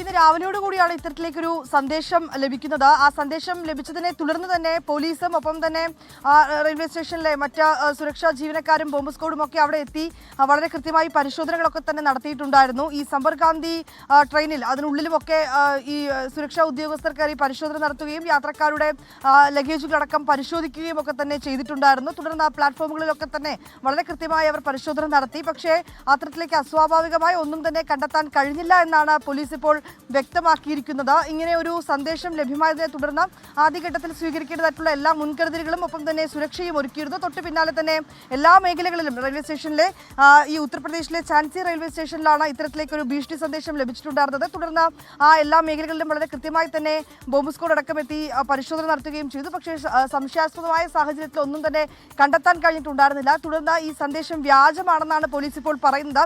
ഏതാണെങ്കിലും ഈ സന്ദേശം അയച്ച ആളുകൾക്കെതിരെ കടുത്ത നടപടി ഉണ്ടാകും തന്നെയാണ് മനസ്സിലാക്കാൻ കഴിയുന്നത്. അവർക്കെതിരെയുള്ള അന്വേഷണം ആരംഭിച്ചിട്ടുണ്ടെന്നാണ് ഇപ്പോൾ പ്രാഥമിക വിവരം. ശരി, വിനീത BG ആണ് ഡൽഹിയിൽ നിന്ന് വിവരങ്ങളുമായി ചേർന്നത്. ആരോഗ്യവകുപ്പിനെതിരായ പ്രതിഷേധത്തിൽ വിമർശനവുമായി CPIM മുഖപത്രം ദേശാഭിമാനി. കോട്ടയം മെഡിക്കൽ കോളേജിലേത് ഒറ്റപ്പെട്ട സംഭവമെന്നും മരണത്തെ മാധ്യമങ്ങൾ പെരുപ്പിച്ചു കാണിച്ചുവെന്നും കുറ്റപ്പെടുത്തൽ. MG പ്രതീഷ് വിവരങ്ങളുമായി ചേരുന്നുണ്ട് തിരുവനന്തപുരത്ത് നിന്ന്. പ്രതീഷ്, ഇന്നലെ CPIMന്റെ സംസ്ഥാന സെക്രട്ടറി മാധ്യമങ്ങളെ കാണുമ്പോഴും ഇത് ആരോഗ്യവകുപ്പിനെ ഇടിച്ചു താഴ്ത്താനുള്ള അല്ലെങ്കിൽ കരിവാരിത്തേക്കാനുള്ള ശ്രമത്തിന്റെ ഭാഗമാണ്, രാഷ്ട്രീയ ലക്ഷ്യത്തോടു കൂടിയുള്ള ഇടപെടലാണ് ഈ പ്രതിഷേധങ്ങൾ എന്നുള്ള വിമർശനമൊക്കെ ഉയർത്തിയതാണ്. മന്ത്രിമാരും ആവർത്തിച്ച് മന്ത്രി വീണ ജോർജിനെ പിന്തുണച്ചുകൊണ്ട് പ്രതികരണങ്ങൾ സോഷ്യൽ മീഡിയയിലും അല്ലാതെയും ഒക്കെ പ്രതികരണങ്ങൾ നടത്തുന്നത് നമ്മൾ കണ്ടു. CPIMന്റെ പ്രതിരോധം എങ്ങനെയാണ്? ദേശാഭിമാനിയിലെ ലേഖനത്തിന്റെ ഉള്ളടക്കം, അതിന്റെ വിവരങ്ങൾ കൂടി. അർജിത്ത, ആരോഗ്യവകുപ്പിനെതിരായ പ്രതിഷേധങ്ങളിൽ ആരോഗ്യമന്ത്രിയെ സംരക്ഷിച്ചുകൊണ്ടാണ് CPM നിലപാട് സ്വീകരിച്ചിട്ടുള്ളത്. ഇന്നലെ CPM സംസ്ഥാന സെക്രട്ടറി പരസ്യമായത് പറയുകയും ചെയ്തിട്ടുണ്ട്. ആരോഗ്യമന്ത്രി രാജിവെക്കേണ്ട കാര്യമില്ല എന്നും ഈ പ്രതിഷേധങ്ങൾക്ക് പിന്നിൽ മറ്റ് ലക്ഷ്യങ്ങൾ ഉണ്ട് എന്നതാണ് CPMന്റെ നിലപാട്. മന്ത്രിമാരും ആ നിലപാട് ആവർത്തിച്ചു. ഇതിന് പിന്നാലെയാണ് ആരോഗ്യ വകുപ്പിനെ സംരക്ഷിച്ചുകൊണ്ട് ആരോഗ്യവകുപ്പിനെ ന്യായീകരിച്ചുകൊണ്ട് CPIM മുഖപത്രമായ ദേശാഭിമാനിയിൽ ലേഖനം വന്നിരിക്കുന്നത്. മരണവ്യാപാരികളുടെ ആഭാസ നൃത്തം എന്ന തലക്കെട്ടോടെയാണ് ഈ ദേശാഭിമാനിയിൽ എഡിറ്റോറിയൽ എഴുതിയിരിക്കുന്നത്. പ്രധാനമായും ഈ എഡിറ്റോറിയൽ പറയുന്നത് കോട്ടയം മെഡിക്കൽ കോളേജിൽ ഉണ്ടായത് ഒരു ഒറ്റപ്പെട്ട സംഭവമാണ്, ഇതിന് പിന്നിൽ മറ്റ് രാഷ്ട്രീയ ലക്ഷ്യങ്ങളുണ്ട്, ഗൂഢാലോചനകളുണ്ട് എന്ന് പറയുന്നുണ്ട്. ഒപ്പം മാധ്യമങ്ങൾക്കും വലിയ വിമർശനം ദേശാഭിമാനി നടത്തുന്നുണ്ട്. മരണത്തെ മാധ്യമങ്ങൾ പെരുപ്പിച്ച് കാണിക്കുന്നു. ഒപ്പം ഈ മാധ്യമങ്ങളുടെ മാധ്യമ വാർത്തകൾ ഏറ്റെടുത്തുകൊണ്ട് പ്രതിപക്ഷം ഒന്നടങ്കം ആരോഗ്യവകുപ്പിനെ താറടിച്ച് കാണിക്കാനുള്ള നീക്കം നടത്തുന്നു എന്നതാണ് ദേശാഭിമാനി ചൂണ്ടിക്കാണിക്കുന്നത്. മറ്റൊന്ന്, പ്രതിഷേധങ്ങൾക്ക് പിന്നിൽ 9 വർഷം മുമ്പ് അധികാരം നഷ്ടപ്പെട്ട അധികാര ദുർമോഹികളുടെ ഗൂഢശ്രമങ്ങളാണെന്ന് ലേഖനത്തിൽ പറയുന്നുണ്ട്. ആരോഗ്യമേഖല വെന്റിലേറ്ററിലാണെന്ന പ്രചരണം വലിയ തരത്തിൽ ഈ പ്രതിപക്ഷം ഒന്നടങ്കം നടത്തുന്നുണ്ട്. ഈ മരണവ്യാപാരികളുടെ ആഭാസ നൃത്തത്തെ കേരളത്തിലെ പ്രബുദ്ധ ജനത നിരാകരിക്കും. ഇതാണ് ദേശാഭിമാനി ലേഖനത്തിന്റെ പ്രധാനപ്പെട്ട ഉള്ളടക്കം. ആരോഗ്യവകുപ്പിന് ഒരു വീഴ്ചയും സംഭവിച്ചിട്ടില്ല, രക്ഷാപ്രവർത്തനത്തിൽ വീഴ്ച സംഭവിച്ചു, രക്ഷാപ്രവർത്തനം വൈകി എന്നുള്ള തരത്തിൽ വലിയ പ്രചരണം നടത്തുന്നു. അതിനൊന്നും തന്നെ അടിസ്ഥാനമില്ല. ഇതൊരു ഒറ്റപ്പെട്ട സംഭവത്തെ സർക്കാരിനും ആരോഗ്യവകുപ്പിനെതിരെ വരുത്തി തീർക്കാൻ ശ്രമിക്കുകയാണ്. ഒപ്പം സ്വകാര്യ ആശുപത്രികൾക്ക് വേണ്ടിയാണ് പ്രതിപക്ഷം സംസാരിക്കുന്നത്. പൊതുജനാരോഗ്യ മേഖലയെ ഒന്നാകെ മോശപ്പെടുത്തുന്ന സമീപനമാണ് പ്രതിപക്ഷം സ്വീകരിക്കുന്നത് എന്നതാണ് പ്രധാനമായും ദേശാഭിമാനിയിൽ എഡിറ്റോറിയലായി തന്നെ എഴുതിയിരിക്കുന്നത്. റിജിത്ത. ശരി, തിരുവനന്തപുരത്ത് നിന്ന് വിവരങ്ങൾ നൽകിയത് MG പ്രതീഷാണ്. സാങ്കേതിക തകരാറ് മൂലം ജൂൺ 14 മുതൽ തിരുവനന്തപുരം അന്താരാഷ്ട്ര വിമാനത്താവളത്തിൽ തുടരുന്ന ബ്രിട്ടീഷ് റോയൽ നേവിയുടെ F-35B പോർ വിമാനം സൈനിക ചരക്ക് ഗതാഗത വിമാനത്തിൽ കയറ്റിവിടും എന്നാണ് റിപ്പോർട്ടുകൾ. എങ്ങനെയാണ് ഒരു പോർ വിമാനത്തെ ചരക്ക് ഗതാഗത വിമാനത്തിന് വഹിക്കാൻ കഴിയുക? നോക്കാം. ചരക്ക് വിമാനത്തിൽ കയറ്റി ഒരു പോർ വിമാനം കൊണ്ടുപോകാനാകുമോ? 20 ദിവസങ്ങൾക്ക് മുൻപ് തിരുവനന്തപുരം വിമാനത്താവളത്തിൽ അടിയന്തര ലാൻഡിംഗ് നടത്തിയ ബ്രിട്ടീഷ് റോയൽ നേവിയുടെ F-35B വിമാനം സാങ്കേതിക തകരാറുകൾ പരിഹരിക്കാനാകാതെ തിരുവനന്തപുരത്ത് തുടരുകയാണ്. വിമാനം ചരക്കു വിമാനത്തിൽ കയറ്റി ബ്രിട്ടനിലേക്ക് എത്തിക്കാനാണ് ബ്രിട്ടീഷ് റോയൽ നേവിയുടെ തീരുമാനം. ഈ പോർ വിമാനം ഏറ്റവും വലിയ സൈനിക ചരക്കു ഗതാഗത വിമാനമായ C-17 ഗ്ലോബ് മാസ്റ്ററിൽ കയറ്റി ബ്രിട്ടനിലെത്തിക്കാനാണ് നീക്കം. എന്നാൽ C-17 ഗ്ലോബ് മാസ്റ്ററിൽ കയറ്റണമെങ്കിൽ F-35Bയുടെ ചിറകുകൾ വിമാനത്തിൽ നിന്നും വേർപെടുത്തേണ്ടതായി വരും. C-17 കാർഗോ ജെറ്റിന് 26 മീറ്റർ നീളമുണ്ടെങ്കിലും വീതി 4 മീറ്റർ മാത്രമേ ഉള്ളൂവെന്നതാണ് ഇതിന് കാരണം. ഇതാദ്യമായല്ല ഒരു ചരക്ക് വിമാനത്തിൽ കയറ്റി F-35 വിമാനം എയർലിഫ്റ്റ് ചെയ്യുന്നത്. 2019 ഫ്ലോറിഡയിലെ എഗ്ലിൻ വ്യോമതാവളത്തിൽ നിന്നും യൂട്ടായിലേക്ക് ഒരു F-35 ലൈറ്റനിംഗ് 2 വിമാനം വിജയകരമായി എയർലിഫ്റ്റ് ചെയ്തിരുന്നു. ചിറകുകൾ ഇളക്കി മാറ്റുന്ന സമയത്ത് ബ്രിട്ടീഷ് സൈന്യം പ്രവർത്തനങ്ങൾ സൂക്ഷ്മമായി നിരീക്ഷിക്കും. F-35 നിർമ്മിച്ച കമ്പനിയായ ലോക്ഹീഡ് മാർട്ടിന്റെ എഞ്ചിനീയർമാരാണ് വിമാന ചിറകുകൾ അഴിച്ചുമാറ്റുക. Research desk 24. Thiruvananthapuram Pattom SUT ആശുപത്രിയിൽ ചികിത്സയിൽ കഴിയുന്ന മുൻ മുഖ്യമന്ത്രി VS അച്യുതാനന്ദന്റെ ആരോഗ്യനിലയിൽ നേരിയ പുരോഗതി, ഹൃദയമിടിപ്പും ശ്വാസവുമൊക്കെ സാധാരണ നിലയിലേക്ക് എത്തുകയാണെന്ന് മകൻ V അരുൺകുമാർ അറിയിച്ചു. ഡയാലിസിസിലൂടെ ആരോഗ്യം കൂടുതൽ മെച്ചപ്പെടുമെന്നാണ് പ്രതീക്ഷയെന്നും അരുൺകുമാർ സോഷ്യൽ മീഡിയയിലൂടെ അറിയിച്ചു. ഇന്ന് വീണ്ടും മെഡിക്കൽ സംഘം യോഗം ചേരും. സർക്കാർ നിർദ്ദേശപ്രകാരം തിരുവനന്തപുരം മെഡിക്കൽ കോളേജിൽ നിന്നെത്തിയ വിദഗ്ധ ഡോക്ടേഴ്സിന്റെ നിർദ്ദേശത്തിന്റെ അടിസ്ഥാനത്തിലാണ് ചികിത്സ തുടരുന്നത്. കഴിഞ്ഞ തിങ്കളാഴ്ചയാണ് VSനെ ആശുപത്രിയിൽ പ്രവേശിപ്പിച്ചത്.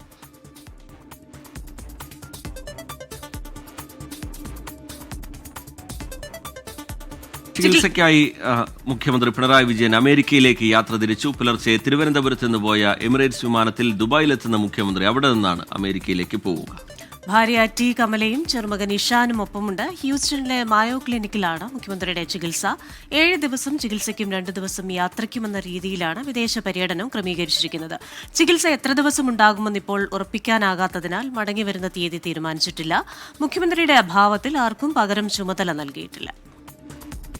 കഴിഞ്ഞ ദിവസം കോട്ടയം മെഡിക്കൽ കോളേജിലുണ്ടായ അപകടത്തിൽ മരിച്ച ഡി ബിന്ദുവിന്റെ ഭവനത്തിൽ ഞങ്ങളുടെ റിപ്പോർട്ടർ വിഷ്ണു സുരേഷ് ഉണ്ട്. Vishnu, good morning. അവിടെ നിന്ന് എന്താണ് ഇപ്പോഴത്തെ വിവരങ്ങൾ? കഴിഞ്ഞ ദിവസം മന്ത്രി വി എൻ വാസവൻ സന്ദർശിച്ചിരുന്നു, സഹായ വാഗ്ദാനങ്ങൾ നൽകിയിരുന്നു. ഏറ്റവും ഉടനെ തന്നെ മന്ത്രി വീണ ജോർജ് അവിടെ എത്തുമെന്ന് പറഞ്ഞു. കുടുംബം അതിന്റെ പ്രതീക്ഷയിലാണെന്ന് ബിന്ദുവിന്റെ ഭർത്താവ് വിശ്രുതനും പറഞ്ഞിരുന്നല്ലോ.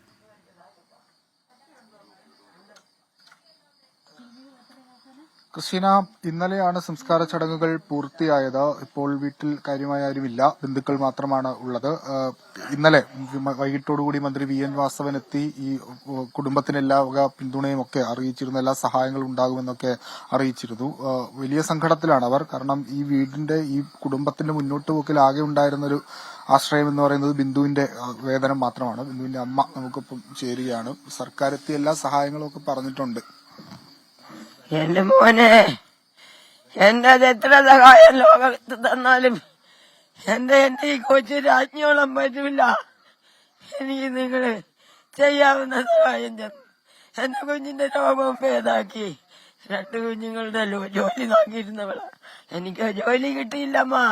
എന്റെ കുഞ്ഞുങ്ങൾക്ക് ജോലിയാക്കണം. അവൻ സിവിൽ എഞ്ചിനീയർ പഠിച്ച് പോളിടെക്നിക്കിൽ പോയി പഠിച്ച് പാസ്സായി വന്ന് നിൽക്കുകയാ. അവനും പറയുന്ന എന്താന്ന് വിചാരിച്ച, അമ്മുമ്മ ദാരിദ്ര്യം ആരോടും പറയല്ലേ, ദാരിദ്ര്യം പറയുമല്ല, ഉള്ള കാര്യം പറയുമല്ലേ മോനെ. ബിന്ദുവിന്റെ വരുമാനം മാത്രമേ ഉണ്ടായിരുന്നുള്ളൂ. അതേ ഉള്ളു. എന്റെ മരുമകന് സുഖമില്ല. എന്റെ മൂത്ത മകളുടെ ഭർത്താവ് മരണപ്പെട്ടു പോയി. അവൻ എന്തും സഹായിക്കുന്നവനാ. ഇപ്പോൾ ഞങ്ങൾക്കൊരത്താണി, ആൾ സഹായം അവനാണ്. ധനസഹായം ഈ അവന്റെ കുടുംബത്തിലെ പെങ്ങന്മാരാണ്, അല്ലാതെ ഞങ്ങൾക്ക് ഒന്നുമില്ല. വലിയ സങ്കടത്തിലാണ് അവർ ഉള്ളത്. ബിന്ദുവിന്റെ സഹോദരി ഉണ്ട്. ചേച്ചി, ഞങ്ങൾക്കൊന്നും പറയാനില്ല മക്കള്. എന്റെ ഒരു സഹോദരനാണ്. ഞാൻ എന്റെ കുഞ്ഞിന് വേണ്ടി ഓപ്പറേഷൻ ചെയ്യാൻ ഞങ്ങളുടെ കയ്യിലുള്ളത് ഞങ്ങൾ കൊടുത്തിട്ട് പോയതാണ്. 3 ആഴ്ചക്ക് മുന്നേ അഡ്മിറ്റ് ആവണമെന്ന് പറഞ്ഞ് അങ്ങനെ പോയി നിന്നതാണ്. ഞങ്ങൾക്ക് പറയാൻ വാക്കുകളില്ല. ബുദ്ധിമുട്ടാണ് മൈക്ക് വെക്കുക എന്ന് പറയുന്നത്. എന്നാൽ പോലും അവരുടെ ഒരു നിസ്സഹായ അവസ്ഥയാണ് അവർ പ്രകടിപ്പിക്കുന്നത്. മറ്റ് കുടുംബത്തിന് മുന്നോട്ട് പോകാൻ മറ്റ് സാമ്പത്തിക വരുമാന മാർഗങ്ങളൊന്നുമില്ല. ഈ സഹായ വാഗ്ദാനങ്ങളൊക്കെ അത് വാഗ്ദാനങ്ങൾ മാത്രമായി ഒതുങ്ങാതെ എത്രയും പെട്ടെന്ന് ഇതുമായി ബന്ധപ്പെട്ടുള്ള നടപടികളൊക്കെ സ്വീകരിക്കണം എന്നുള്ളതാണ് അവരുടെ ആവശ്യം. ഇതിന്റെ മൂത്ത സഹോദരി നമുക്കിപ്പം ശരിയാണ്. ചേച്ചി, ഇന്നലെ മന്ത്രി എത്തി എല്ലാ സഹായങ്ങളൊക്കെ ഞങ്ങൾ തൃപ്തിയായിരിക്കുക. പക്ഷെ വാഗ്ദാനം പറഞ്ഞു പറ്റിക്കാതെ അവർക്ക് കൊടുക്കണം. ഞങ്ങൾ ഇപ്പൊ ആശുപത്രി കൊണ്ടുപോകുന്നു. 2-2.5 ലക്ഷം രൂപ വേണം. ഞങ്ങളും അവളും അതിന്റെ തലേദിവസവും വന്ന് കൊടുത്തു. ഞങ്ങളൊക്കെ കൊടുക്കും. ഞങ്ങളും പണക്കാരൊന്നുമല്ല. ഞങ്ങൾ തെറ്റില്ലാതെ ജീവിക്കുന്ന ആളുകളാ. ഞങ്ങൾ ഉള്ളത് വെച്ച് കൊടുക്കും. ഞങ്ങൾ 2 പെങ്ങന്മാരേ ഉള്ളൂ ഇവത്തുങ്ങൾക്ക് കൊടുക്കാൻ. ഞങ്ങളെ ഈ അത്ര നല്ല നാത്തൂന, 4 നാത്തൂൻ എനിക്കുണ്ട്. ഏറ്റവും ഇഷ്ടപ്പെട്ട നാത്തൂന. ഞങ്ങൾക്കൊന്നും തന്നിട്ടല്ല. അവളെ അടക്കവും ഒതുക്കവും എന്റെ സഹോദരൻ വില ചെയ്ത് തിന്നാൻ വയ്യ. അപ്പൊ അവന്റെ പാഴ്ചയ്ക്കാണ് ഞങ്ങൾ അവരെ സഹായിക്കുന്നത്. ഞാൻ വർക്കല താമസിക്കുക, ഇവള് പട്ടാഴി താമസിക്കുക. ഞങ്ങൾ അവിടുന്ന് വന്ന് മരണവുമായി ബന്ധപ്പെട്ട് ചില ആരോപണങ്ങളൊക്കെ നിലനിൽക്കുന്നുണ്ട്. അതൊക്കെ ശ്രദ്ധയിൽപ്പെട്ടിരുന്നോ? കുറച്ചുകൂടി നേരത്തെ അതന്നേരം സഹോദരൻ ചേർത്ത് 2.5 മണിക്കൂർ കിടന്നില്ലയോ കുഞ്ഞ്. അന്നേരവും ഈ കുഞ്ഞിനെ ആ ബാത്റൂമിൽ കുളിപ്പിച്ച് കുഞ്ഞ് തള്ളകാലത്തെ പോയി കുളിച്ച്. സത്യം ഇതാണ്. അല്ലെ ഇവരാരും പറയുന്നതല്ല സത്യം. തള്ളകാലത്തെ പോയി കുളിച്ച് അവള് പൊട്ടൊക്കെ ഇടുന്ന പെണ്ണാണ്. എല്ലാം ഒരുങ്ങി ഇരുന്നപ്പോ യവൻ കയറി ചെന്ന്, സഹോദരൻ താഴെ നിൽക്കുക. അവൻ കയറി ചെന്നപ്പം പറഞ്ഞു, ബിന്ദു നീ കുളിച്ചോ? ഞാൻ കുളിച്ചണ്ണ, അണ്ണനും പോയി കുളി എന്ന് പറഞ്ഞിട്ട് യവൻ കഴിക്കാൻ കാപ്പി മേടിച്ചു കൊടുത്തത് അവൻ ഇനി ഇറങ്ങി പോരുന്നു. പിന്നെ ഈ മുട്ടയും ഈ കൊച്ചിന് അസുഖമുണ്ട്. അപ്പം മുട്ടയും ഇടിയപ്പവും കുഞ്ഞിന് കൊടുത്ത് കൈ കഴുകി. ഡോക്ടർ വന്ന് 4-5 ബ്ലഡിന് കുറേയുണ്ട്. മെഡിക്കൽ കോളേജിൽ നിവർത്തി ഉണ്ടെങ്കിൽ മെഡിക്കൽ കോളേജിൽ പോവില്ല. നമുക്ക് പ്രൈവറ്റിൽ പോകാൻ നിവർത്തിയില്ല. അപ്പം പേവാർഡ് എടുക്കാമെന്ന് പറഞ്ഞനൊക്കെ പോലും മരുന്ന് കിട്ടത്തില്ലെന്നും പറഞ്ഞ ഈ കൊച്ചിനെ ഇങ്ങനെ കൊണ്ടുപോവണ്ടേ? പേവാർഡ് എടുത്താ ഡോക്ടറൊന്നും ചെയ്യത്തില്ലല്ലോ. അപ്പൊ ഇത് കയറി, അപ്പൊ ഞാൻ തലേന്നും വിളിക്കുന്നു. അത് ഞാൻ ചോദിച്ചു, ബിന്ദു എങ്ങനെയുണ്ട്? ചേച്ചി നല്ല വൃത്തിയുണ്ട്, കുഴപ്പമില്ല, ഇവർക്ക് നടുവേനയൊക്കെ തറയെ കിടക്കുക. ഞാൻ തറയെ കിടക്കുക ചേച്ചി. ഇതെല്ലാം പറഞ്ഞ് ഒന്നും പറയാനില്ല. കൊണ്ടുകൊടുത്തിട്ട് പറഞ്ഞ അണ്ണാ ഇത് കൊണ്ടുപോയി നോക്കിയിട്ട് വരാൻ പറഞ്ഞു. അപ്പൊ അവനും കൊണ്ടങ്ങ് ലാബിൽ പോയപ്പം ഒരിടത്ത് പോയാൽ പോരാ, 9 ഇടത്ത് പോകണം. പൈസ ഉണ്ടെങ്കിൽ നമ്മള് പ്രൈവറ്റിൽ പോയാൽ നമുക്കൊന്നും അറിയണ്ട. 9 ഇടത്ത് പോയിട്ട് വന്നപ്പോ ഈ രോഗിയായ പെണ്ണ ഈ മോളാ വിളിക്കുന്നേ, അവിടെ ഇടിയുന്നുണ്ട്. ബാത്റൂമിൽ പോകണമെന്നെങ്ങാണ് എന്തിനു പോയെന്ന് ഞങ്ങൾക്ക് അറിഞ്ഞൂടാ. അതുവരെ ബാത്റൂം ഉപയോഗിച്ച ബാത്റൂമാ. അപ്പ ഇവിടെ എല്ലാം ഇടിയുന്ന എന്റെ അമ്മയെ കാണുന്നില്ലെന്ന് കൊച്ചു കണ്ടിറങ്ങി പോണത്. ഇവള് ഇടിയപ്പം മേടിച്ച് എവിളും തിന്ന് മാറിയിരുന്ന് തള്ളയും തിന്നിട്ടാ അങ്ങോട്ട് തള്ള പോയത്. അപ്പ ഇടിയുന്നെന്ന് പറഞ്ഞ് ഇതിനകത്ത് പറഞ്ഞപ്പോ ഇവര് പറയുന്ന അവിടെ ആരും ഇല്ല. ഇതാണ് പ്രശ്നം. പിന്നെ ഒരു കാര്യം, നമ്മൾ ആരെയും കുറ്റം പറയാനും പറ്റത്തില്ല. അതിനകത്ത് പെട്ടെന്ന് JCB വന്ന് കയറാനുള്ള ഇടവില്ല. നമുക്ക് അങ്ങനെയും കൂടെ പറയാം. അത് വേഗം പറയുന്നത് നമ്മുടെ ടെൻഷൻ കൊണ്ടെന്നറിയാം എന്തൊക്കെ പറഞ്ഞെന്ന് പറയും. ഇതാണ് അനുഭവം. പിന്നെ അവക്ക് അവിടം വരെ ആയിരിക്കും ദൈവം ചെന്നേ ഞങ്ങൾക്ക് സമാധാനം. പിന്നെ ഈ ഒരു കുടുംബം ഈ മക്കളെ പഠിപ്പിച്ച്, പെൺകുട്ടി നല്ലപോലെ പഠിക്കും, ചെറുക്കനും പഠിക്കും, അവരെ പഠിപ്പിച്ച് ഒരു വേട്ട ഈ കുഴിയിൽ നിന്നൊന്ന് കരകയറണമെന്നേ ഒരൊറ്റ ആശ്വാസം. അതാണ് അവർക്ക് പറയാനുള്ള. എന്താണ് സംഭവിച്ചത് എന്നുള്ള കാര്യമാണ് അവർ വിശദീകരിച്ചത്. ആ സമയത്ത് അവിടെ ബിന്ദു ശുചിമുറി ഉപയോഗിക്കുന്നതിന് വേണ്ടി പോയതാണ്. അപ്പോഴാണ് ഈ അപകടം സംഭവിച്ചത്. കുടുംബത്തിന് പറയാനുള്ളത് ഒരൊറ്റ കാര്യം മാത്രമാണ്, മുന്നോട്ടുള്ള അവരുടെ ജീവിതം അത് സർക്കാർ ഏറ്റെടുക്കണം. ഈ മക്കളുണ്ട്, അവരുടെ വിദ്യാഭ്യാസം അടക്കം അവരുടെ ചികിത്സ അടക്കമുള്ള കാര്യങ്ങൾ ഏറ്റെടുക്കണം എന്നുള്ളതാണ് കുടുംബത്തിന്റെ ആവശ്യം. മറ്റ് ആക്ഷേപങ്ങൾക്കൊന്നും ഈ ഘട്ടത്തിൽ തങ്ങൾ തയ്യാറാകുന്നില്ല. തങ്ങൾ സർക്കാരിനെ വിശ്വസിക്കുകയാണ് എന്നവർ പറയുകയാണ്. ക്രിസ്റ്റീന, പ്രധാനമന്ത്രി നരേന്ദ്രമോദിയുടെ വിദേശ സന്ദർശനം തുടരുകയാണ്. ട്രിനിഡാഡിലെ സന്ദർശനം പൂർത്തിയാക്കി പ്രധാനമന്ത്രി അർജന്റീനയിലേക്ക് യാത്ര തിരിച്ചു. ട്രിനിഡാഡ് ആൻഡ് ടൊബാഗോയിലെ സന്ദർശനത്തിനിടെ രാജ്യത്തെ പരമോന്നത ബഹുമതി പ്രധാനമന്ത്രിക്ക് സമ്മാനിച്ചു. വിവരങ്ങളുമായി ഡൽഹിയിൽ നിന്ന് വിനീത വിജിയാണ് ചേരുന്നത്. ഗുഡ് മോർണിംഗ് വിനീത. ട്രിനിഡാഡിലെ സന്ദർശനം വളരെ ഊഷ്മളമായ ഒന്നായിരുന്നു. അവിടുത്തെ ഏറ്റവും പരമോന്നതമായ ബഹുമതി പ്രധാനമന്ത്രിക്ക് സമ്മാനിച്ചു. ഇനി അർജന്റീനയിലേക്കാണ്. ട്രിനിഡാഡിൽ നിരവധി കരാറുകൾ ഒപ്പുവെച്ചിട്ടുണ്ട്. ഒപ്പം തന്നെ ഇനി അർജന്റീനയിലും നിരവധി സഹകരണ ചർച്ചകളും കരാറുകളും, പ്രത്യേകിച്ച് ഈ ലിഥിയം ഉപയോഗവുമായി ബന്ധപ്പെട്ട സഹകരണമൊക്കെ വരാനിരിക്കുന്നുണ്ടല്ലോ.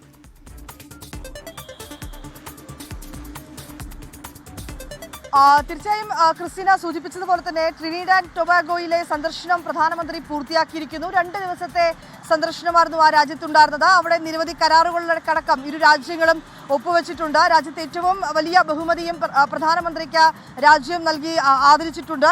ഒപ്പം തന്നെ അവിടുത്തെ പാർലമെന്റിനെ അഭിസംബോധന ചെയ്തുകൊണ്ട് പ്രധാനമന്ത്രി പറഞ്ഞത് ഭീകരവാദം മനുഷ്യവംശത്തിന്റെ തന്നെ ശത്രുവെന്നാണ് അദ്ദേഹം പറഞ്ഞിട്ടുണ്ടായിരുന്നത്. ഭീകരവാദത്തിനെതിരെ ആഗോള സമൂഹം ഒറ്റക്കെട്ടായി നിലകൊള്ളണമെന്നും പ്രധാനമന്ത്രി ട്രിനിഡാഡിൽ പറഞ്ഞിട്ടുണ്ട്. ഭീകരതയ്ക്കെതിരായ പോരാട്ടത്തിൽ ഒപ്പം നിന്നതിന് ട്രിനിഡാഡിലെ ജനങ്ങൾക്ക് നന്ദിയെന്നും പ്രധാനമന്ത്രി അറിയിച്ചിരിക്കുകയാണ്. ഒപ്പം തന്നെ കായികം, സാംസ്കാരിക വിനിമയം, നയതന്ത്ര പരിശീലനം എന്നിവയുമായി ബന്ധപ്പെട്ട കരാറുകളിൽ ഇരു രാജ്യങ്ങളും തമ്മിൽ ഒപ്പുവെക്കുകയും ചെയ്തിട്ടുണ്ട്.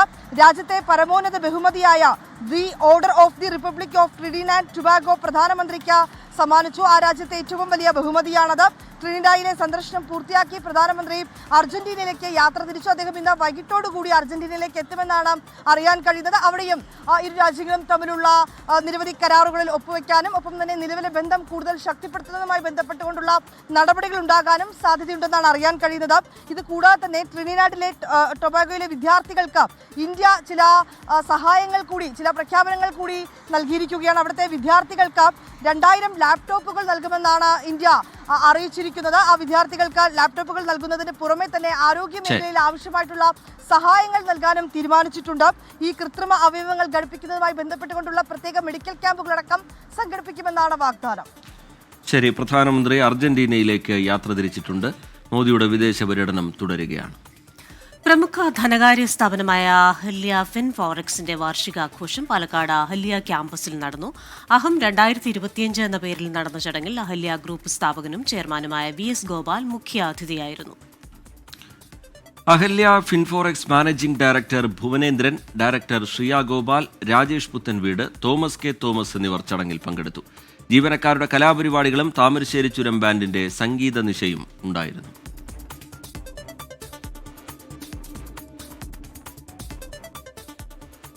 ഇപ്പോൾ വരുന്നൊരു വാർത്തയിലേക്ക്. കൊല്ലം അമൃത് കുളങ്ങര ക്ഷേത്രത്തിൽ ഉത്സവത്തിനിടെ സംഘർഷം. ക്ഷേത്ര കമ്മിറ്റി പ്രസിഡന്റിന് തലക്കടിയേറ്റു. സംഭവത്തിൽ ഈസ്റ്റ് പോലീസ് അന്വേഷണം തുടങ്ങിയിട്ടുണ്ട്. സലീം മാലിക് വിവരങ്ങളുമായി ചേരുന്നുണ്ട് കൊല്ലത്ത് നിന്ന്. സലീം, എന്താണ് സംഭവിച്ചൊരു തർക്കത്തിലേക്ക് കാര്യങ്ങൾ പോയത് എങ്ങനെ സലീം? ക്രിസ്റ്റീന ഗോകുൽ, ഇത് ഇന്നലെ ഉച്ചയോടുകൂടി തുടങ്ങിയ സംഘർഷമാണ് ഇന്നലെ രാത്രിയിൽ ഉത്സവത്തിനിടെയുള്ള അക്രമത്തിലേക്ക് വഴിമാറിയത്. കൊല്ലം അമൃതകുളങ്ങര ക്ഷേത്രത്തിലായിരുന്നു ഉത്സവത്തിനിടെ ക്ഷേത്ര കമ്മിറ്റി പ്രസിഡന്റിന് തലക്കടിയേറ്റത്. ഇന്നലെ ഉച്ചയ്ക്ക് പോളയത്തോട് സ്വദേശി ജിജിയും ക്ഷേത്ര കമ്മിറ്റി പ്രസിഡന്റായ പ്രകാശും തമ്മിൽ തർക്കമുണ്ടായിരുന്നു. പിന്നീടത് വലിയ വാക്കേറ്റത്തിലേക്ക് മാറി. അതിന് പിന്നാലെ രാത്രിയോടുകൂടി ജിജിയുടെ നേതൃത്വത്തിലെ ഒരു സംഘം ക്ഷേത്ര പരിസരത്തെത്തി അക്രമം നടത്തി എന്നുള്ളതാണ് ഈ പ്രകാശ് നൽകിയിരിക്കുന്ന പരാതി. പ്രകാശിന്റെ തലയ്ക്ക് ചുറ്റിക കൊണ്ടടിക്കുകയായിരുന്നു എന്നുള്ളതാണ് നാട്ടുകാരുടെ ആരോപണം. അതിനുശേഷം പ്രകാശിനെ നിലവിൽ ജില്ലാ ആശുപത്രിയിൽ പ്രവേശിപ്പിച്ചിരിക്കുകയാണ്. ജിജിയും ഈ കേസിനായി ആശുപത്രിയിൽ ചികിത്സ തേടിയിട്ടുണ്ട്. 2 പരാതികളും പോലീസിന് ലഭിച്ചിട്ടുണ്ട്. അതുകൊണ്ട് തന്നെ ഈസ്റ്റ് പോലീസ് വിശദമായി ഈ പരാതി അന്വേഷിച്ചു വരികയാണ്. ഗോകുൽ. ശരി, സലീം മാലിക് കൊല്ലത്ത് നിന്ന് വിശദാംശങ്ങൾ പങ്കുവയ്ക്കുകയായിരുന്നു. 2 പരാതികൾ പോലീസിന് മുമ്പിലേക്ക് എത്തിയിട്ടുണ്ട്. അന്വേഷണം തുടരുന്നുണ്ട് പോലീസ്. ഇനി കായിക വാർത്തകൾ.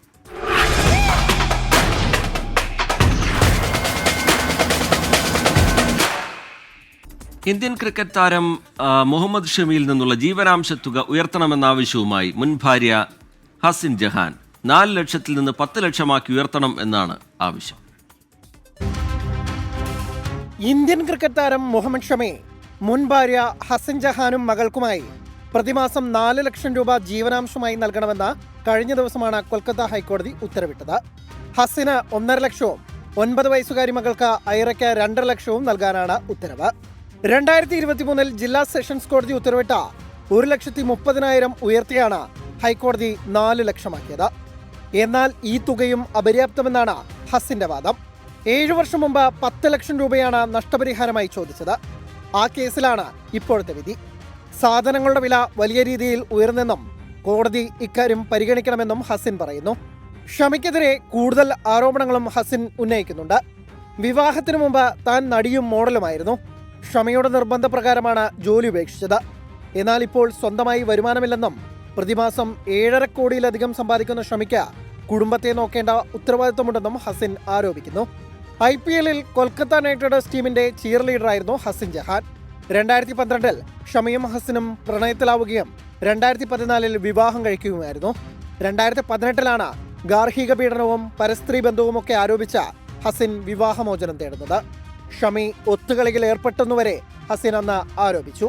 Sports desk 24.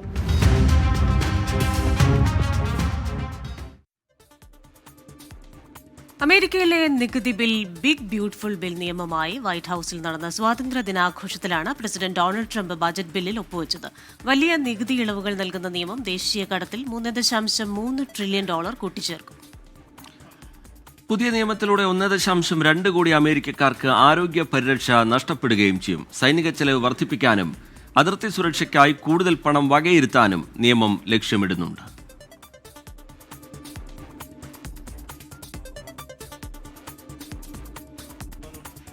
സംസ്ഥാനത്ത് ഒറ്റപ്പെട്ട ശക്തമായ മഴ തുടരും. മധ്യകേരളത്തിലും വടക്കൻ കേരളത്തിലും മലയോര മേഖലകളിലും മഴ കനക്കാൻ സാധ്യതയെന്ന് കേന്ദ്ര കാലാവസ്ഥാ വകുപ്പ് മുന്നറിയിപ്പ് നൽകിയിട്ടുണ്ട്.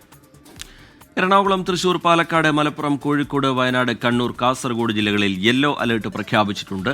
മഴയ്ക്കൊപ്പം ശക്തമായ കാറ്റിനും സാധ്യതയുള്ളതിനാൽ പൊതുജനങ്ങൾ ജാഗ്രത പാലിക്കണം. കേരള, കർണാടക, ലക്ഷദ്വീപ് തീരങ്ങളിൽ മീൻപിടുത്തത്തിന് തടസ്സമില്ല.